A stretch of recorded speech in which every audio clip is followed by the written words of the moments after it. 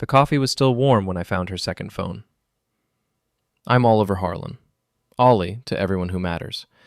And at 42, I thought I knew my wife better than anyone. 15 years of marriage, countless late-night conversations, shared dreams of renovating our Connecticut colonial into something worthy of those home improvement shows Celeste loved watching. But standing in our laundry room at 2 in the morning, holding a buzzing iPhone I'd never seen before, I realized I didn't know her at all. The screen lit up with a text from D. Missing you already, beautiful. Can't wait for our next getaway. My hands shook as I scrolled through the message history. 6 months of explicit texts, hotel bookings, and photos that made my stomach turn. My wife of 15 years, Celeste, corporate communications director at Techflow Solutions, had been living a double life. I'd been renovating our basement for months, turning it into the perfect home office for both of us. Celeste claimed she needed the space for her increasing responsibilities at work. Now I understood what those responsibilities really were. The phone buzzed again. Another message from D. The Tesla is perfect for our weekend trips. No one suspects a thing. Tesla. I remembered Celeste mentioning a new senior vice president at her company who drove one. Damian Voss. 40 years old, divorced, and according to Celeste's casual mentions, charming but arrogant. I took screenshots of everything, my IT background kicking in automatically. Evidence. Documentation. The habits of a man who'd spent 20 years troubleshooting problems for corporations before deciding to work with his hands instead. Ollie? What are you doing down there? Celeste's voice drifted down from upstairs. I quickly powered down the phone and shoved it back where I'd found it, behind the fabric softener. Just checking the washer, I called back. Thought I heard a weird noise. When I climbed back upstairs, she was standing in our kitchen wearing the silk nightgown I'd bought her for our anniversary. Her blonde hair was perfectly styled even at this hour, and her makeup was flawless. I used to find her attention to appearance endearing. Now it seemed calculated. You've been restless lately, she said, moving closer. Everything okay at the construction site? I was renovating a small office building downtown, my biggest solo project since leaving the corporate world.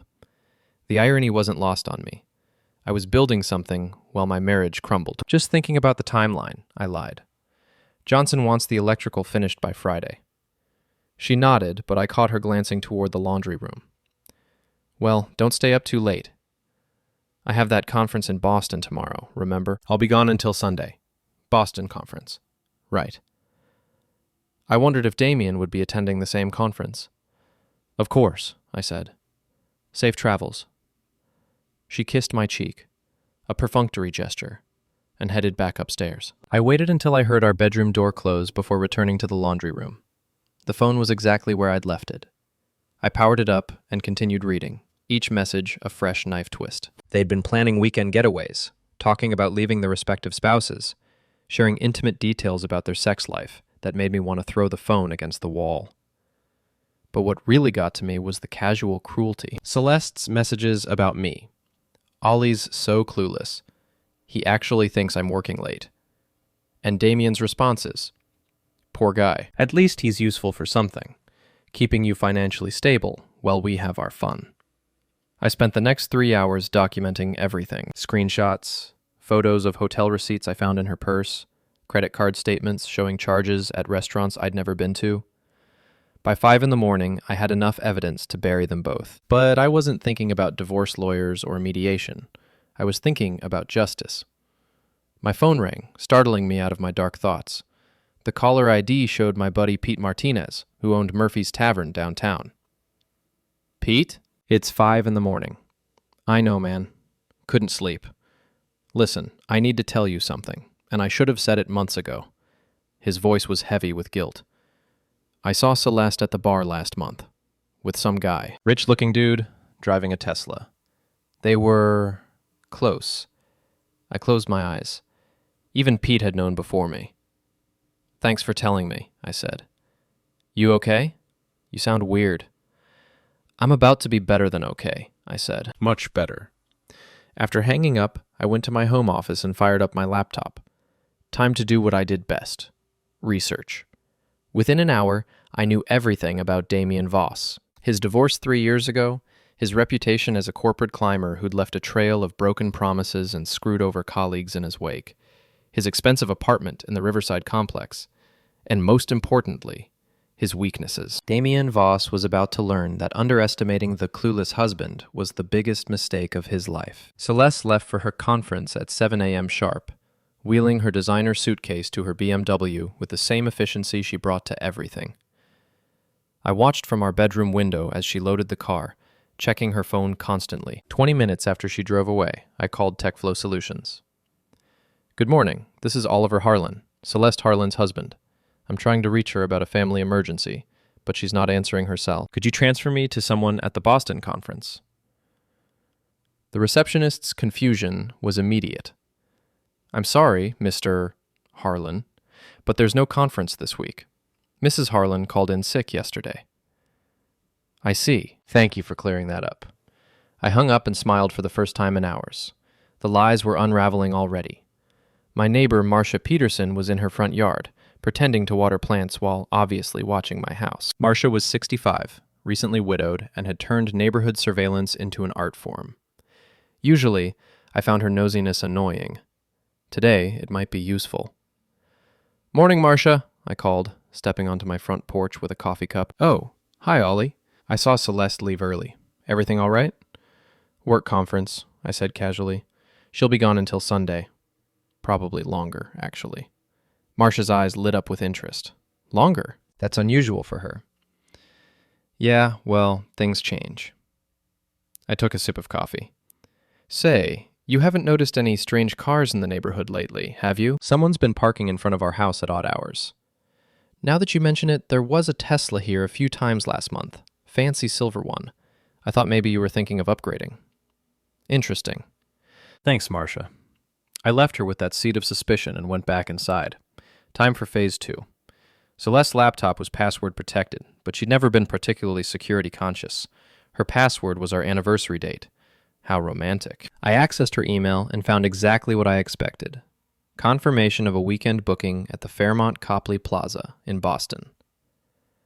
But the reservation was for 2 people, and it wasn't under her name.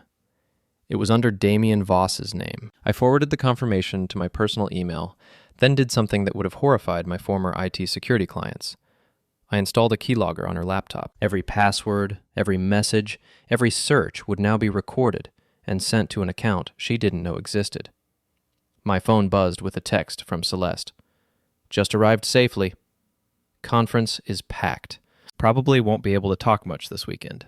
I responded, "Have fun, honey. Learn lots." Then I got to work. Damian Voss lived in Riverside Commons, one of those gated communities that screamed, "I have money and want everyone to know it." Getting inside would be tricky, but I had an advantage. I'd done electrical work for the management company 2 years ago. I still had the gate code. I drove my work truck to Riverside Commons and parked near the visitor spaces.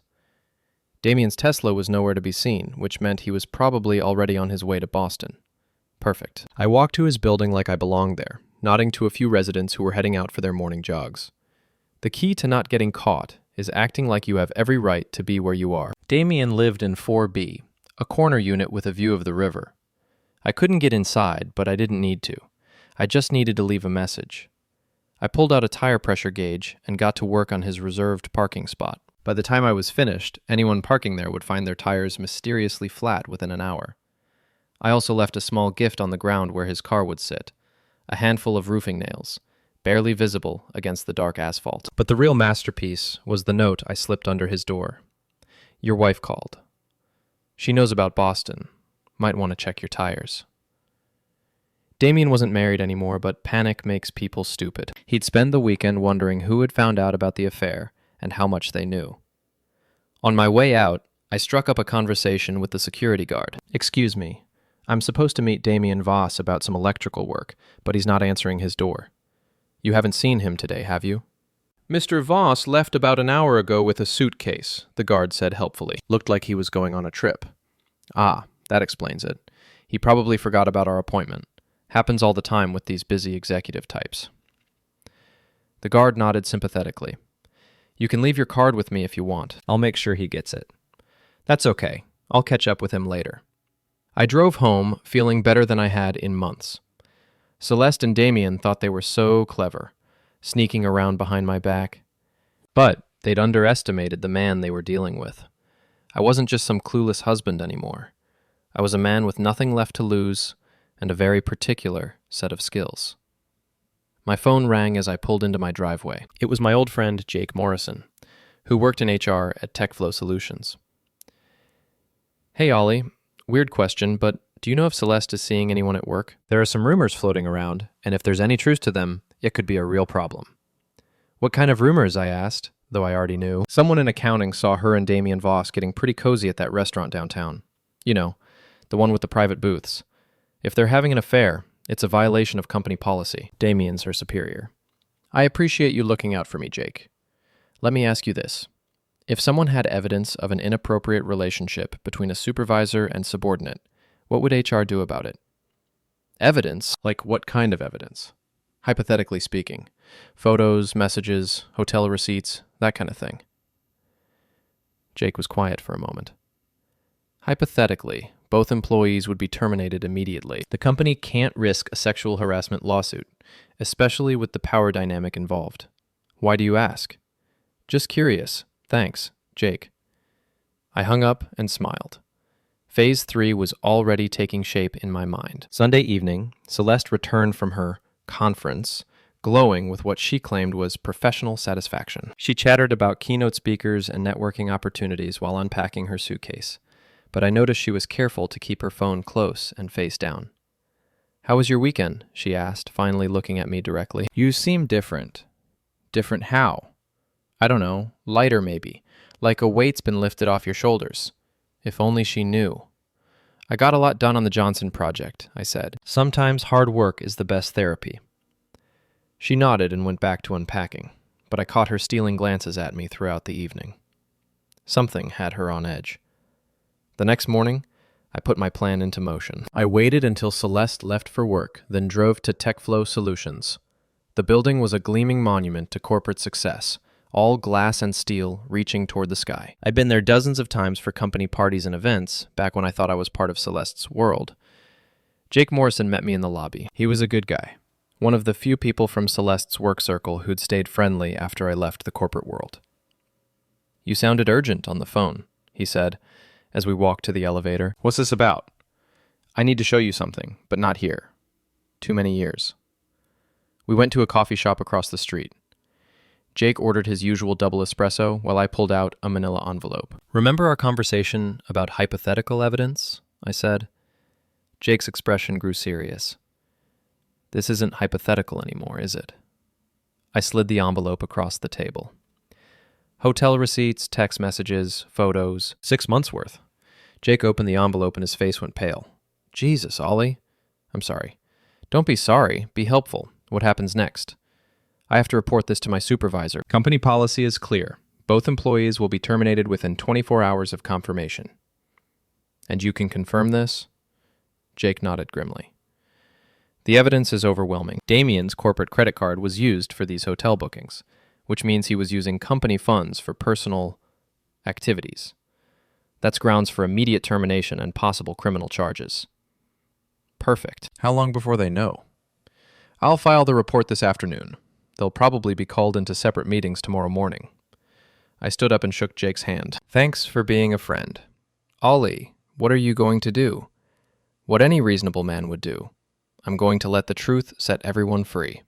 That evening, Celeste was unusually quiet during dinner. She kept checking her phone and seemed distracted. Everything okay at work? I asked innocently. Fine. Just the usual corporate drama.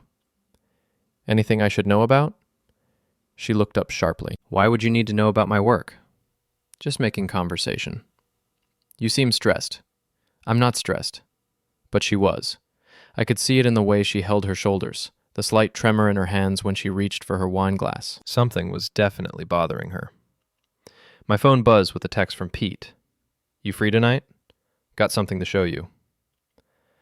I'm going to meet Pete for a drink, I told Celeste. You don't mind, do you? Of course not. Say hi for me. Murphy's Tavern was busy for a Monday night, filled with construction workers and office employees unwinding after long days. Pete was behind the bar, polishing glasses with the methodical precision of a man who'd been doing the job for 20 years. You look better, he said when I sat down. More like your old self. I feel like my old self. What did you want to show me? Pete reached under the bar and pulled out his phone. Security camera footage from last month. The night I saw Celeste with that Tesla guy. He showed me the screen. There was Celeste, sitting in a corner booth with Damian Voss. They were holding hands across the table, and as I watched, Damian leaned over and kissed her. I should have told you sooner, Pete said, but I kept hoping I was wrong, that maybe it was innocent. It's okay. I know now. What are you going to do? I smiled and ordered a beer. I'm going to watch the world burn. The next morning, Celeste's phone rang at 7:30. I was in the kitchen making coffee when I heard her answer upstairs. Hello? Yes, this is Celeste Harlan. What? No, there must be some mistake. I can be there in an hour. She came downstairs 15 minutes later, dressed in her most professional outfit and looking like she was heading to battle. Emergency meeting at work, she said, not making eye contact. Some kind of HR issue. I hope everything works out, I said. She paused at the door. Ollie, if anyone calls asking questions about me, about us, you don't know anything, okay? What kind of questions? Just promise me. I promise I'll tell anyone who asks the complete truth about our marriage. She stared at me for a long moment, then left without another word. I didn't have to wait long. My phone rang at 10:15. Ollie, it's me. Celeste's voice was barely a whisper. I've been fired. What? Why? They had evidence. Photos, receipts. Someone's been watching me. Evidence of what? But she'd already hung up. Phase 4 was about to begin. Celeste came home that afternoon looking like she'd aged 5 years and 5 hours. Her perfect composure was cracked, her designer suit wrinkled, and for the first time since I'd known her, she looked genuinely vulnerable. We need to talk, she said, setting her purse down with shaking hands. I'm listening. She paced around our living room, the same room where we'd hosted dinner parties and watched movies and planned our future together. Now it felt like a courtroom. Someone reported me to HR. They had evidence of inappropriate conduct with a colleague. Inappropriate conduct? Don't make me spell it out, Ollie. You know what I mean. I set down my coffee cup. Actually, I don't think I do. Why don't you explain it to me? She stopped pacing and stared at me. You're enjoying this. Am I? There's something different about you. You're not surprised enough. Most husbands would be shouting right now, demanding answers. Maybe I'm not most husbands. No, she said slowly. You're not. She sat down across from me, and for a moment, I saw the woman I'd fallen in love with 15 years ago. Young, ambitious, beautiful, full of dreams we were going to chase together. How long have you known? She asked. Does it matter? It matters to me.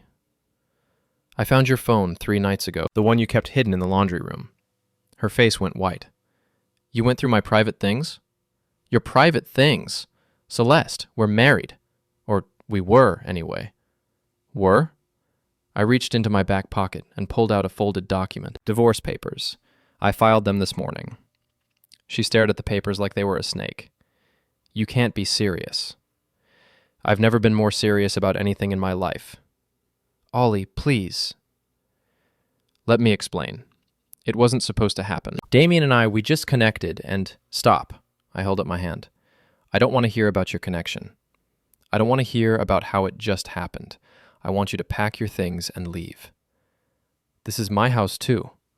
Not anymore. Check the papers. I'm buying out your half of the mortgage with money from my construction business.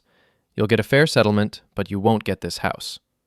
She grabbed the papers and started reading, her eyes growing wider with each page. You can't do this. I'll fight it. With what money? You just got fired for cause, which means no severance, no references, and probably no unemployment benefits. Your corporate career is over. You did this. The realization hit her like a physical blow. You're the one who reported me. I'm the one who told the truth. You vindictive bastard. You destroyed my life. No, Celeste. You destroyed your life. I just made sure there were consequences. She stood up, shaking with rage.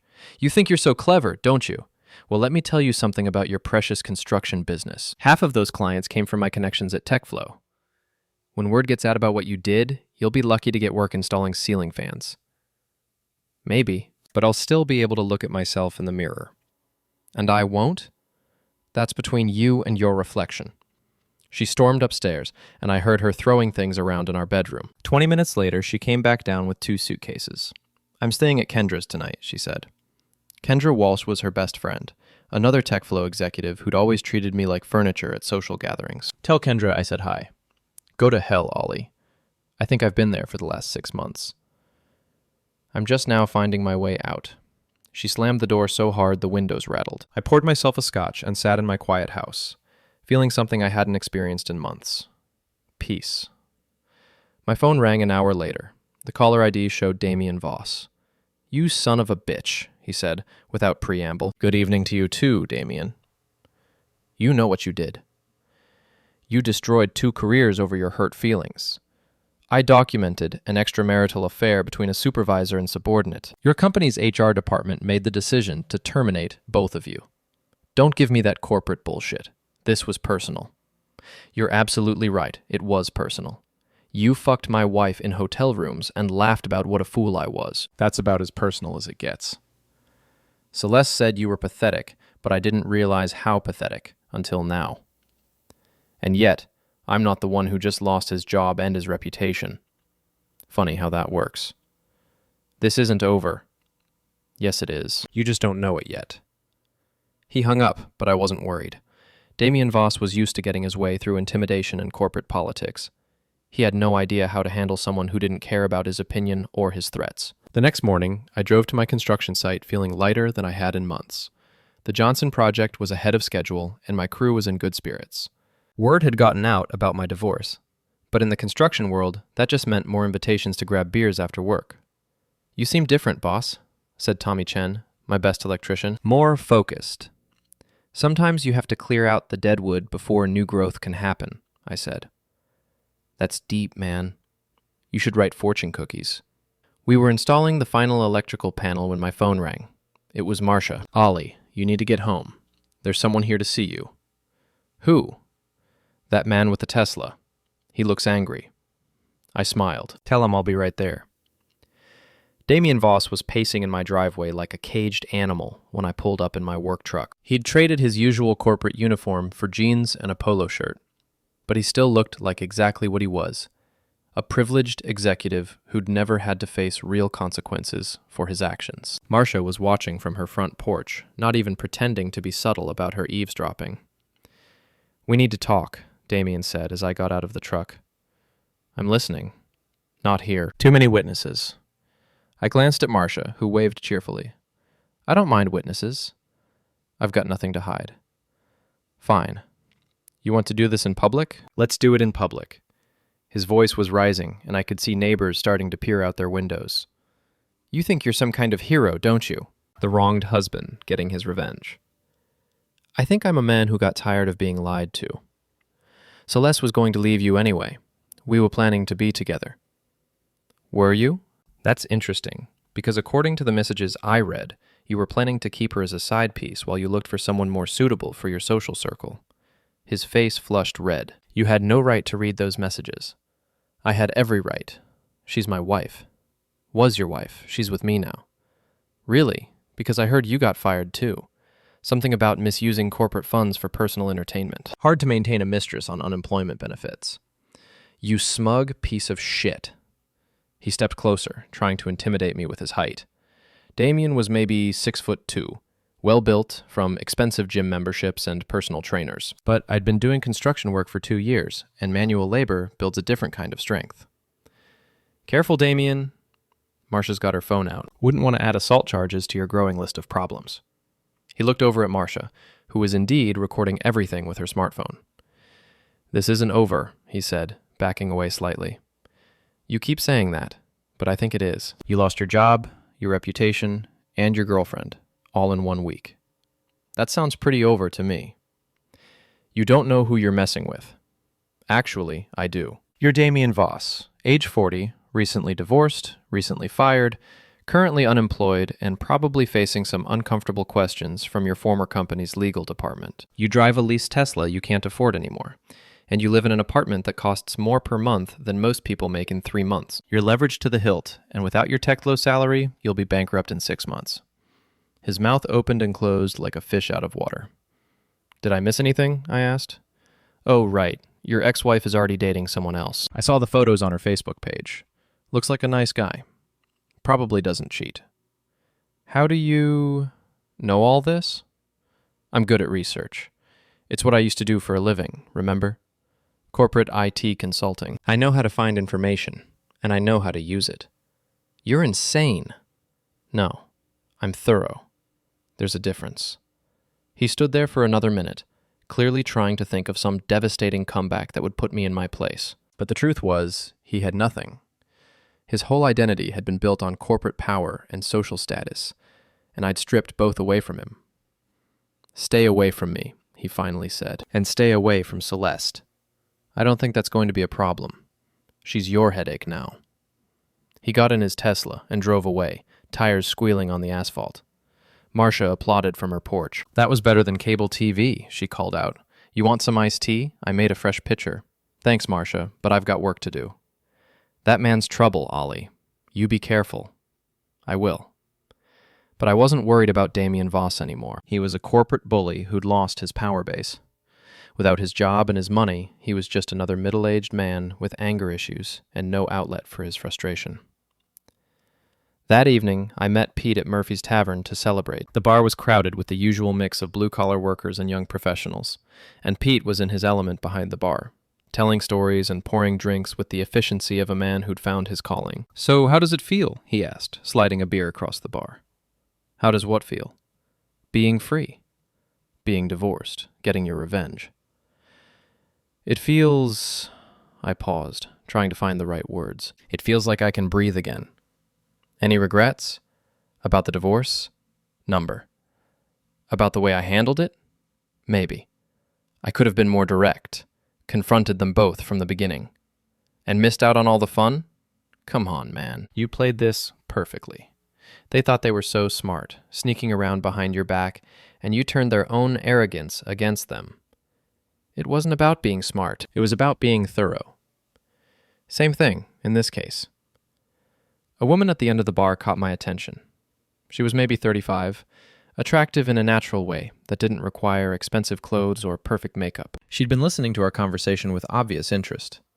"Excuse me," she said, moving closer. I couldn't help overhearing. "Are you the guy who exposed that affair at Techflow?" Pete grinned. Word travels fast in this town. "I work there," she said. "Or, I did, anyway. I'm Sarah Mitchell. I was in accounting until they laid me off last month." I shook her hand. "Oliver Harlan. Sorry about your job." "Don't be. Best thing that ever happened to me. I hated that place. But I needed the money. Now I'm starting my own bookkeeping business." "Good for you." The thing is, everyone at Techflow knew about Celeste and Damian. It was an open secret, but nobody wanted to report it because Damian had too much power. He could make or break careers. Not anymore. Exactly. You did what a lot of us wanted to do, but were too scared to try. You stood up to him. I stood up for myself. There's a difference. Is there? I thought about that as I drove home. Had I been standing up to Damian or just protecting my own interests? Did it matter? My house felt different when I walked in. Quieter, but not empty. Peaceful, but not lonely. For the first time in months, it felt like home again. I poured myself a scotch and sat in my living room, thinking about the future. The divorce would be final in a few months. My construction business was growing steadily. I had good friends, a nice house, and my self-respect back. Celeste and Damian were welcome to each other. 3 weeks later, I was installing crown molding in the Johnson building when Tommy Chen called me over to look at his phone. "Boss, you need to see this." He was showing me a local news website. The headline read, "Former Techflow executives arrested in embezzlement scheme." I read the article twice before the full implications sank in. Damian Voss and Celeste Harlan had been arrested for stealing nearly $200,000 from their former employer over the course of 18 months. The scheme involved fake vendor payments, inflated expense reports, and the misuse of corporate credit cards. "Holy shit," Tommy said. "Your ex-wife is going to prison." I sat down heavily on a sawhorse. I had no idea. You really didn't know? I knew about the affair. I had no idea about the money, but as I thought about it, pieces started falling into place. Celeste's new wardrobe over the past year, the expensive jewelry she claimed was from her bonus, the weekend trips she'd said were company-sponsored training sessions. My phone rang. It was Jake Morrison from Techflow. Ollie, I assume you've seen the news. Just now. How long has this been going on? The FBI thinks at least 18 months, maybe longer. They were smart about it, spreading the theft across multiple departments and vendors. If you hadn't reported the affair, we might never have caught them. I didn't report them for embezzlement. I didn't know about any embezzlement. I know. But when HR started investigating the relationship, they noticed some irregularities in Damian's expense reports. That led to a deeper audit, which led to the FBI getting involved. Jesus. There's more. The FBI wants to talk to you. They need to verify that you weren't involved in any of the financial crimes. Of course I wasn't involved. I didn't even know about them. I believe you, but you need to call this number. He gave me the contact information for FBI agent Rebecca Torres. She's expecting your call. I hung up and stared at my phone. My simple revenge plan had accidentally uncovered a major corporate crime. Celeste wasn't just an unfaithful wife anymore. She was a federal criminal facing serious prison time. You okay, boss? Tommy asked. I don't know. This changes everything. How so? I wanted to hurt her, embarrass her, make her face consequences for cheating. I didn't want to destroy her life. She destroyed her own life. You just turned on the lights. I called Agent Torres from my truck during lunch break. She was professional but thorough, asking detailed questions about my knowledge of Celeste's finances, my access to her work computer, and my involvement in reporting the affair. Mr. Harlan, I need to ask you directly. Did you have any knowledge of or involvement in the embezzlement scheme? None whatsoever. I found out about it the same time everyone else did, when I read the news article. But you did access your wife's personal communications and forward information to her employer. I documented an extramarital affair and reported it to HR. I had no idea there were financial crimes involved. Why did you report the affair? Because I was angry and hurt, and I wanted her to face consequences for betraying our marriage. Did you expect those consequences to include federal charges? No. I expected her to get fired and maybe have trouble finding another job. I never imagined anything like this. Agent Torres was quiet for a moment. Mr. Harlan, your actions led directly to the discovery of a significant corporate crime. You should know that Celeste and Damian are probably going to claim you were involved, or at least that you knew about the embezzlement. Let them claim whatever they want. I can prove I had no knowledge of their financial crimes. How? Because if I'd known they were stealing money, I would have reported that too. I'm not subtle when I'm angry. She laughed despite herself. No, I suppose you're not. We'll need you to come in for a formal interview, but based on our preliminary investigation, you're not a suspect. You're a witness. When do you need me? Tomorrow morning, if possible. And, Mr. Harlan, you might want to get a lawyer. That evening, I called my attorney, David Kim, who'd handled my divorce filing. He agreed to represent me in the federal investigation, though he seemed amused by the whole situation. Let me get this straight, he said over the phone. You exposed your wife's affair, which led to her getting fired, which led to an audit that uncovered embezzlement, which led to federal charges. That's about the size of it. You realize you're probably going to be a key witness in their prosecution? I figured as much. Are you prepared for that? It means testifying against your wife in federal court. It means having your personal life dissected by defense attorneys. It means months or years of legal proceedings. I thought about it. David, 3 weeks ago I was a cuckolded husband whose wife was laughing at him behind his back. Now I'm a key witness in a federal embezzlement case. Life is funny sometimes. Funny isn't the word I'd use. What word would you use? Justice. The next morning, I met Agent Torres at the FBI field office in Hartford. She was younger than I'd expected, maybe 35, with the kind of sharp intelligence that reminded me of Celeste in her better moments. The interview lasted 3 hours. She went through everything.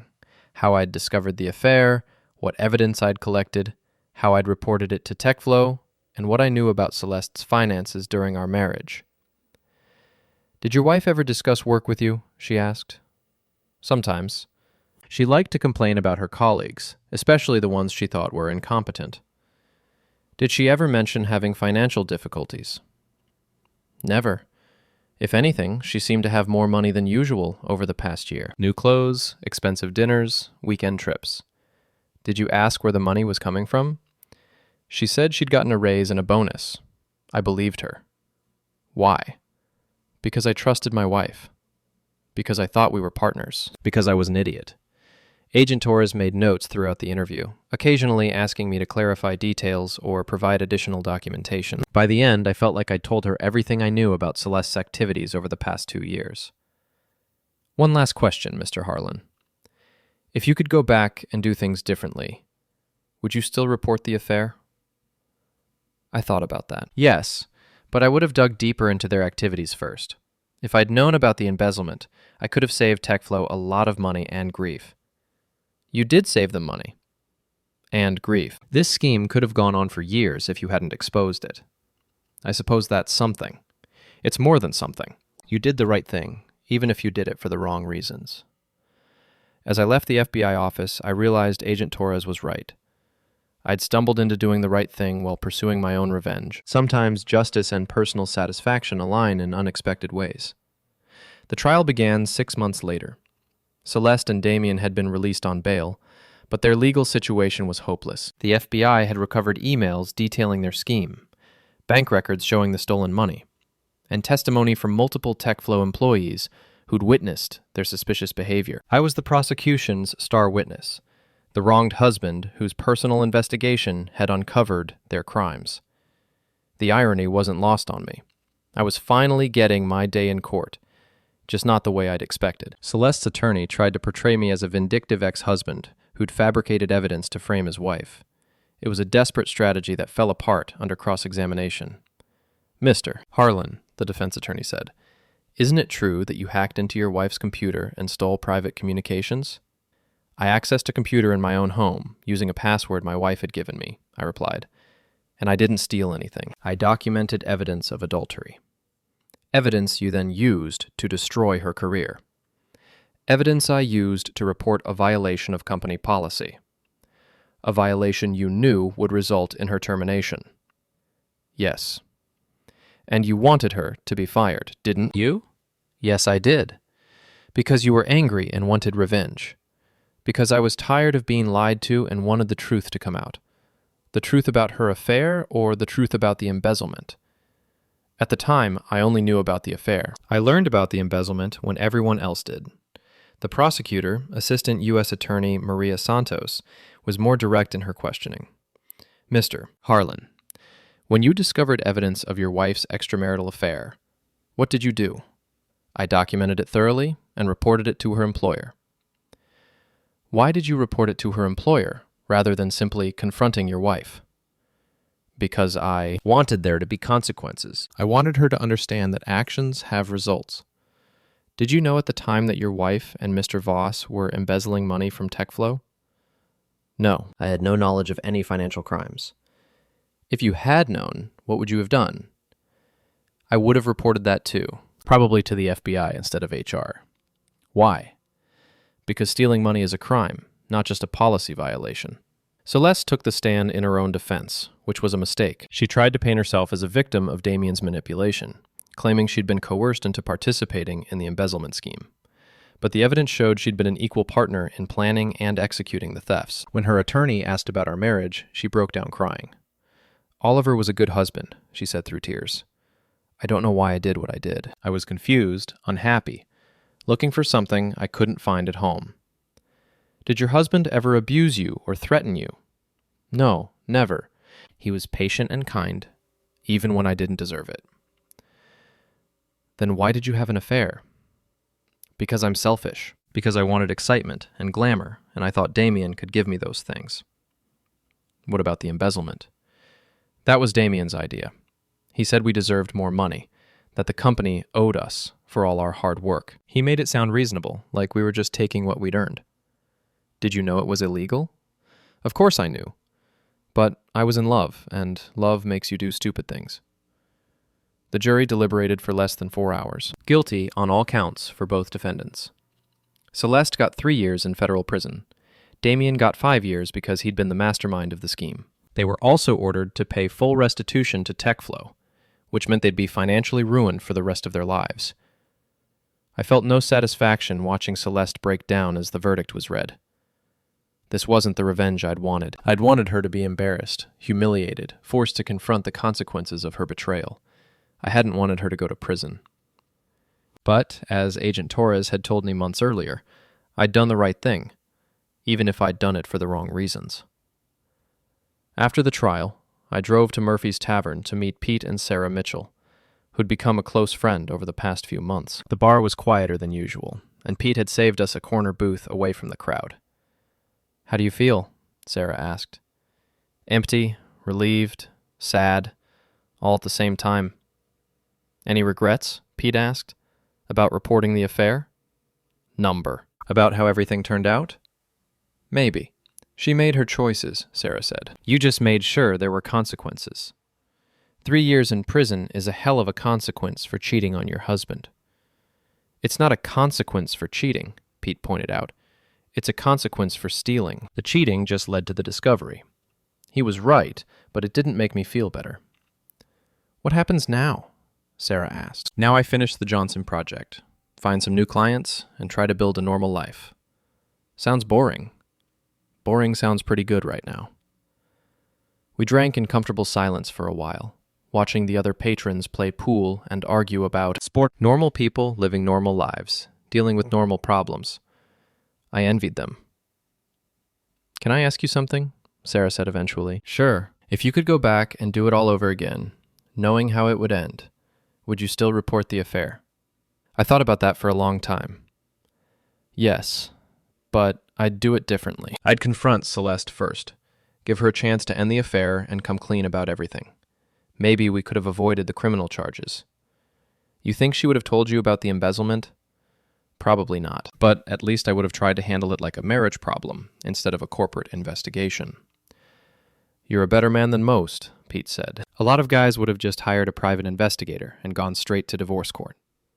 "Maybe, but I'm not most guys." "No," Sarah said, smiling. "You're not." 6 months later, I got a letter from Celeste. She was serving her sentence at a minimum security federal prison in West Virginia, and according to her letter, she was doing well. She'd enrolled in business classes and was working in the prison library. The letter was an apology for the affair, for the lies, for the embezzlement, for everything. She took full responsibility for her actions and didn't try to blame anyone else for her situation. "I know you'll probably never forgive me," she wrote, "but I want you to know that you were right to report what I did. I was living the lie, and lies always catch up with you eventually. I'm grateful that you forced me to face the truth, even though I hated you for it at the time." She ended the letter by saying she hoped I'd found happiness and peace. I read the letter twice, then put it in a drawer. I didn't write back. There was nothing left to say. Damian never contacted me. According to news reports, he was serving his sentence at a federal prison in Pennsylvania and had been placed in protective custody after getting into fights with other inmates. Apparently, corporate embezzlers aren't popular in prison. A year after the trial, Sarah and I started dating. She was nothing like Celeste. Practical instead of glamorous, honest instead of manipulative, content instead of ambitious. We took things slowly, both of us wary of rushing into anything serious. "Do you ever think about her?" Sarah asked one evening as we sat on my back deck, watching the sunset. "Sometimes, but not the way you might think." "How do you think about her?" "I think about the woman I thought I married, the life I thought we were building together. I mourn that, even though it was never real." "Do you miss being married?" "I miss being part of a team. I miss having someone to share things with, to make plans with, to build a future with." "Is that something you'd want again?" "With the right person, yes." She smiled and took my hand. Good to know. 2 years after the trial, my construction business was thriving. I'd hired 3 full-time employees and was working on projects throughout Connecticut and western Massachusetts. The Johnson building had led to other commercial contracts, and word of mouth was bringing in more residential work than I could handle. Pete had started dating a teacher from the local elementary school, and they were talking about getting married. Sarah's bookkeeping business was growing steadily, and she'd moved into a larger office space downtown. Life was good. Not perfect, but good. Stable. Honest. Real. I was installing kitchen cabinets in a new house when my phone rang. The caller ID showed a number I didn't recognize. Oliver Harlan. Mr. Harlan, this is Jennifer Walsh at the Federal Bureau of Prisons. I'm calling to inform you that inmate Celeste Harlan was released this morning. I sat down on a sawhorse. Released? I thought she had another year to serve. She was granted early release for good behavior and completion of vocational training programs. As the victim in her case, you are entitled to notification. Thank you for calling. Mr. Harlan, I should also inform you that Miss Harlan has been assigned to a halfway house in Hartford as part of her supervised release. She'll be required to find employment and comply with various conditions of parole. I understand. Do you have any concerns about her release? No. No concerns. After hanging up, I sat in the empty house for a long time, thinking about what Celeste's release meant for my life. Probably nothing. We were divorced, she was a convicted felon, and I'd moved on. But still, knowing she was back in Connecticut, back in the same general area where I lived and worked, felt strange. I called Sarah and told her about the phone call. How do you feel about it? She asked. I don't know. Confused, maybe. It's been 3 years since I've seen her or talked to her. Are you worried she'll try to contact you? I don't think so. What would be the point? Closure, maybe. Forgiveness. A chance to explain. She already explained in that letter, and I don't need closure. I've moved on. Have you? The question caught me off guard. What do you mean? I mean, you've built a good life, but you've also built walls. You don't talk about the future much. You don't make long-term plans. You keep part of yourself separate from everyone, including me. That's not true, isn't it?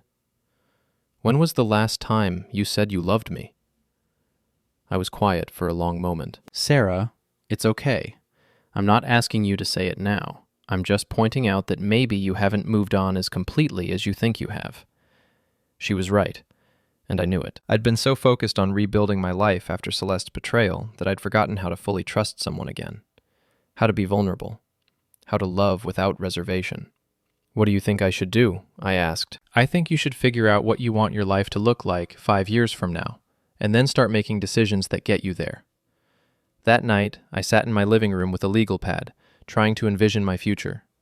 What did I want? A successful business, obviously. A comfortable home, good friends, financial security. But what else? I wanted a partner, someone to share my life with, to build something together, to face whatever came next as a team. I wanted what I'd thought I had with Celeste, but real this time. I wanted Sarah. The realization hit me like a physical blow. I was in love with Sarah Mitchell, and I had been for months. I'd been too scared to admit it, too worried about being hurt again, too focused on protecting myself to see what was right in front of me. I picked up my phone and called her.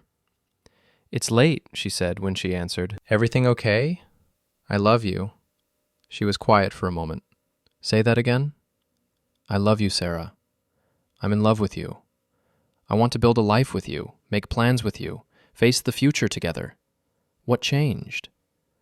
You were right. I wasn't as over Celeste as I thought I was. Not because I still had feelings for her, but because I was still letting her betrayal control my decisions. I was so afraid of being hurt again that I wasn't letting myself be happy. And now? Now I'm more afraid of losing you than I am of being hurt. Good, she said, because I love you too, and I've been waiting for you to figure that out. 3 months later, I proposed to Sarah on the deck of my house, the same place where we'd had our conversation about the future. She said yes, and we started planning a small wedding for the following spring. I never heard from Celeste again. According to mutual friends, she found a job at a nonprofit organization in Hartford and was living quietly, trying to rebuild her life. I hope she found peace and happiness, but it wasn't my concern anymore. My concern was the future I was building with Sarah, the business I was growing, the life I was creating based on honesty and trust instead of lies and betrayal. The past was the past. The future was what mattered now. On our wedding day, Pete gave a toast that summed up everything perfectly. To Oliver and Sarah, who prove that sometimes the best revenge is living well. I raised my glass and looked at my new wife, my partner, my teammate for whatever came next. To living well, I said, and for the first time in years, I meant it completely.